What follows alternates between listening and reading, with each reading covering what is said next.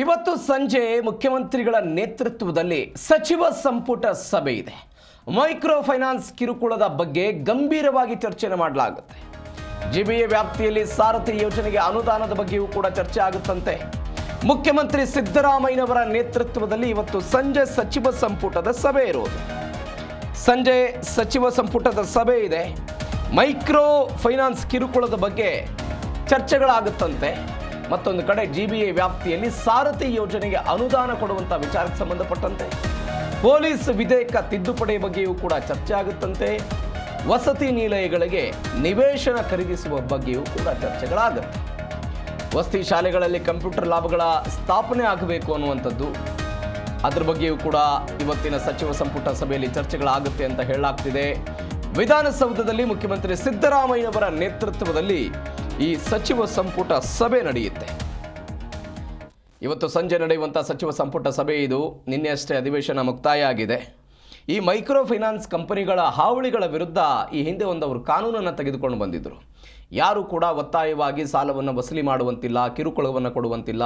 ಹೀಗೆ ಕಿರುಕುಳವನ್ನು ಕೊಟ್ಟರೆ ಅವರ ವಿರುದ್ಧ ಕಾನೂನಾತ್ಮಕವಾಗಿ ಕ್ರಮವನ್ನು ಕೈಗೊಳ್ಳುತ್ತೀವಿ ಅಂತೆಲ್ಲ ಕಾನೂನನ್ನು ತೆಗೆದುಕೊಂಡು ಬಂದಿದ್ದರು. ಇತ್ತೀಚೆಗೆ ಈ ಮೈಕ್ರೋ ಫೈನಾನ್ಸ್ ಕಿರುಕುಳದಿಂದ ಯಾರಾದರೂ ಮೃತಪಟ್ಟರೆ ಅವರಿಗೆ 5 ಲಕ್ಷ ರೂಪಾಯಿ ಪರಿಹಾರ ಕೊಡ್ತೀವಿ ಅಂತ ಸಿದ್ದರಾಮಯ್ಯನವರು ಘೋಷಣೆ ಮಾಡಿದರು.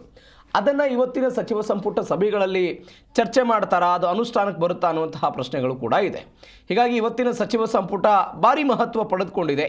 ಯಾವೆಲ್ಲ ವಿಚಾರಗಳ ಬಗ್ಗೆ ಚರ್ಚೆ ಆಗುತ್ತೆ, ಏನು ಎತ್ತ ಅನ್ನೋದ್ರ ಬಗ್ಗೆ ಇವತ್ತು ಸಂಜೆ ಅಷ್ಟೇ ಎಲ್ಲವೂ ಕೂಡ ಹೊರಗೆ ಬರುತ್ತೆ. ಮತ್ತೊಂದು ಕಡೆ ಬೆಂಗಳೂರಿನಲ್ಲಿ ಸಾರಥಿ ಯೋಜನೆಗೆ ಅನುದಾನ ಕೊಡುವಂಥ ವಿಚಾರ, ಅಂದರೆ ಗ್ರೇಟರ್ ಬೆಂಗಳೂರು ಅಥಾರಿಟಿಯ ವ್ಯಾಪ್ತಿಯಲ್ಲಿ ಈ ಸಾರಥಿ ಯೋಜನೆಗೆ ಅನುದಾನ ಕೊಡುವ ವಿಚಾರಕ್ಕೆ ಸಂಬಂಧಪಟ್ಟಂತೆಯೂ ಕೂಡ ಚರ್ಚೆಗಳಾಗುತ್ತೆ. ಇದರ ಜೊತೆಗೆ ಈ ವಸತಿ ಶಾಲೆಗಳ ವಿಚಾರಕ್ಕೆ ಸಂಬಂಧಪಟ್ಟಂತೆ ನಿವೇಶನ ಖರೀದಿ ಮಾಡೋರಾಗಿರ್ಬೋದು, ಕಂಪ್ಯೂಟರ್ ಲ್ಯಾಬ್ಗಳ ಸ್ಥಾಪನೆ ಕುರಿತಂತೆ ಆಗಿರ್ಬೋದು, ಎಲ್ಲದರ ಬಗ್ಗೆಯೂ ಕೂಡ ಚರ್ಚೆ ಆಗುತ್ತೆ ಅಂತ ಹೇಳಲಾಗ್ತಿದೆ. ಈ ಬಗ್ಗೆ ಹೆಚ್ಚಿನ ಡೀಟೇಲ್ಸ್ ಕೊಡ್ತಾರೆ ನಮ್ಮ ಪ್ರತಿನಿಧಿ ರಾಚಪ್ಪ ಸುತ್ತೂರು ಫೋನ್ ಸಂಪರ್ಕದಲ್ಲಿದ್ದಾರೆ. ರಾಚಪ್ಪ, ಇವತ್ತಿನ ಸಚಿವ ಸಂಪುಟ ಸಭೆಯಲ್ಲಿ ಯಾವೆಲ್ಲ ವಿಚಾರಗಳು ಚರ್ಚೆ ಆಗುವಂತ ಸಾಧ್ಯತೆ ಇದೆ? ಪ್ರವೀಣ್, ಇಂದು ಸಂಜೆ 6 ಗಂಟೆಗೆ ಮುಖ್ಯಮಂತ್ರಿ ಸಿದ್ದರಾಮಯ್ಯ ನೇತೃತ್ವದಲ್ಲಿ ವಿಧಾನಸೌಧದಲ್ಲಿ ಈ ಒಂದು ಸಚಿವ ಸಂಪುಟ ಸಭೆ ನಡೆಯುತ್ತೆ. ಆ ಒಂದು ಸಚಿವ ಸಂಪುಟ ಸಭೆಯಲ್ಲಿ ಒಟ್ಟು ಸುಮಾರು 30ಕ್ಕೂ ಹೆಚ್ಚು ಸಬ್ಜೆಕ್ಟ್ಗಳಿಂದ ಚರ್ಚೆಯಲ್ಲಿದೆ. ಅದರಲ್ಲಿ ವಿಶೇಷ ಅಂತಂದ್ರೆ ಹಿಂದೆ ಸಿದ್ದರಾಮಯ್ಯ ಗವರ್ಮೆಂಟ್ ಅಲ್ಲಿ ಆದಂತಹ ಸಿದ್ದರಾಮಯ್ಯ ಗವರ್ಮೆಂಟ್ ಮತ್ತು ಮೈತ್ರಿ ಸರ್ಕಾರದಲ್ಲಿ ಮೈಕ್ರೋ ಫೈನಾನ್ಸ್ ಕಿರುಕುಳದಿಂದ ಆತ್ಮಹತ್ಯೆ ಮಾಡಿಕೊಟ್ಟಂತಹ ಕುಟುಂಬಗಳಿಗೆ ಪರಿಹಾರ ನೀಡುವ ಬಗ್ಗೆ ಹಿಂದೆ ಚರ್ಚೆ ನಡೆಯಿತು. ಕುಮಾರಸ್ವಾಮಿ ಸಿಎಂ ಆಗಿ ಸಂದರ್ಭದಲ್ಲಿ, ನಂತರ ಸಿದ್ದರಾಮಯ್ಯ ಸಿಎಂ ಆಗಿರೋ ಸಂದರ್ಭದಲ್ಲೂ ಸಹ ಈ ಒಂದು ಚರ್ಚೆ ಬಂದಿತ್ತು. ಹೀಗಾಗಿ ಈ ಒಂದು ಮೈಕ್ರೋ ಫೈನಾನ್ಸ್ ಗಳ ಕಿರುಕುಳದಿಂದ ಯಾರೆಲ್ಲ ಆತ್ಮಹತ್ಯೆ ಮಾಡ್ಕೊಂಡಿದ್ದಾರೆ ಮತ್ತು ಅವರ ಅವಲಂಬಿತರಿಗೆ ಕುಟುಂಬಗಳಿಗೆ ರಕ್ಷಣೆ ನೀಡುವ ದೃಷ್ಟಿಯಲ್ಲಿ ರಾಜ್ಯ ಸರ್ಕಾರ ಮಹತ್ವದ ತೀರ್ಮಾನ ಕೈಗೊಳ್ಳುವಂತ ಸಾಧ್ಯತೆ. ಹೀಗಾಗಿ ಇಂದು ಸಚಿವ ಸಂಪುಟ ಸಭೆಯಲ್ಲಿ ಆ ಮೈಕ್ರೋ ಫೈನಾನ್ಸ್ ಕಿರುಕುಳದಿಂದ ಮೃತಪಟ್ಟ ಕುಟುಂಬಗಳಿಗೆ ಪರಿಹಾರ ನೀಡಬೇಕಾ ಅಥವಾ ಬೇರೆ ಯಾವ ಸ್ವರೂಪದಲ್ಲಿ ಅವರಿಗೆ ಸಹಾಯ ಮಾಡಬೇಕು ಅಂತ ಬಗ್ಗೆ ಒಂದು ಚರ್ಚಿಸಿ ಒಂದು ತೀರ್ಮಾನ ಕೈಗೊಳ್ಳುವಂತ ಸಾಧ್ಯತೆ ಇದೆ. ಇನ್ನು ಬೆಂಗಳೂರಿನ ಕಾಡಮಲ್ಲೇಶ್ವರ ದೇವಸ್ಥಾನಕ್ಕೆ ಜಾಗ ಕೊಡುವಂತದನ್ನ ಇಂದು ಸಚಿವ ಸಂಪುಟ ಸಭೆ ಮುಂದೆ ಬಂದಿದೆ. ಅದೇ ರೀತಿ ನಾಗರಹೊಳೆ ಹುಲಿ ಸಂರಕ್ಷಿತ ಪ್ರದೇಶದಲ್ಲಿ ವನ್ಯಜೀವಿ ಸಂಘರ್ಷ ತಡೆಗಟ್ಟಕ್ಕೋಸ್ಕರ ರೈಲ್ವೆ ಬ್ಯಾರಿಕೇಡ್ ಅನ್ನು ಅಳವಡಿಸಕ್ಕೆ ಸುಮಾರು 11 ಕೋಟಿ ರೂಪಾಯಿ ಯೋಜನೆಗೆ ಇಂದು ಸಚಿವ ಸಂಪುಟದ ಮುಂದೆ ಪ್ರಸ್ತಾವನೆ ಬರ್ತಾ ಇದೆ. ಅದಕ್ಕೂ ಸಹ ಇಂದು ಸಚಿವ ಸಂಪುಟ ಸಭೆಯಲ್ಲಿ ಅನುಮೋದನೆ ಕೊಡುವಂತ ಸಾಧ್ಯತೆ ಇದೆ. ಇನ್ನು ಬೆಂಗಳೂರು ನಗರ ಪ್ರಾಧಿಕಾರ 5 ಮಹಾನಗರ ಪಾಲಿಕೆ ವ್ಯಾಪ್ತಿಯಲ್ಲಿ ಯೋಜನಾ ಪ್ರಾಧಿಕಾರದಲ್ಲಿ ಆಟೋ ರಿಕ್ಷಾ ಮತ್ತು ಕಾರ್ಗಳನ್ನು ಖರೀದಿ ಮಾಡ್ಲಿಕ್ಕೆ ಸುಮಾರು 19 ಕೋಟಿ ರೂಪಾಯಿಗಳಿಗೆ ರಾಜ್ಯ ಸರ್ಕಾರ ಅನುಮೋದನೆ ಕೊಡ್ತಾ ಇದೆ. ಸಾರಥಿ ಅಂತ ಅನ್ನೋದು ಇದು ಸಾರ್ವಜನಿಕರಿಗೆ ಈ ವಾಹನಗಳನ್ನು ವಿತರಣೆ ಮಾಡುವಂತ ಒಂದು ಯೋಜನೆ ಆಗಿದೆ. ಮತ್ತು ಈ ವೆಂಡಿಂಗ್ ಯೋಜನೆಯಡಿ ವಾಹನಗಳನ್ನು ಖರೀದಿ ಮಾಡ್ಲಿಕ್ಕೆ ಒಟ್ಟು 42 ಕೋಟಿ ರೂಪಾಯಿ ಮತ್ತು ಆಟೋ ರಿಕ್ಷಾ ಸಾರಥಿ ಯೋಜನೆ ಖರೀದಿ ಮಾಡ್ಲಿಕ್ಕೆ 19 ಕೋಟಿ ರೂಪಾಯಿ ಯೋಜನೆಗಳಿಗೆ ಸರ್ಕಾರ ಇಂದು ಆಡಳಿತಾತ್ಮಕ ಅನುಮೋದನೆ ಕೊಡ್ತಾ ಇದೆ. ಇನ್ನು ABRT ಯೋಜನೆಯಡಿ ಸರ್ಕಾರದ ಲಭ್ಯವಾಗುವ ವಿವಿಧ ರೆವಿನ್ಯೂ ಯೋಜನೆಗಳಿಗೆ ಹೊಸದಾಗಿ ಅದನ್ನ ರೆವಿನ್ಯೂ ಕ್ಲೇಮ್ಗಳಿಗೆ ಅನುಮೋದನೆ ನೀಡಲಿಕ್ಕೆ ಸಚಿವ ಸಂಪುಟ ಸಭೆ ಮುಂದೆ ಪ್ರಸ್ತಾವನೆ ಬರ್ತಾ ಇದೆ. ಈ ವೋಚರ್ ಮೂಲಕ ಅದನ್ನ ಜಾರಿ ಮಾಡುವಂತ ಒಂದು ಪದ್ಧತಿಗೆ ರಾಜ್ಯ ಸರ್ಕಾರ ಇಂದು ಸಚಿವ ಸಂಪುಟ ಸಭೆಯ ಅನುಮೋದನೆ ಕೊಡ್ತಾ ಇದೆ. ಕರ್ನಾಟಕ ಪೊಲೀಸ್ ವಿಧೇಯಕ ತಿದ್ದುಪಡಿ ತರಲಿಕ್ಕೆ ಸಚಿವ ಸಂಪುಟ ಸಭೆ ಮುಂದೆ ಬರ್ತಾ ಇದೆ.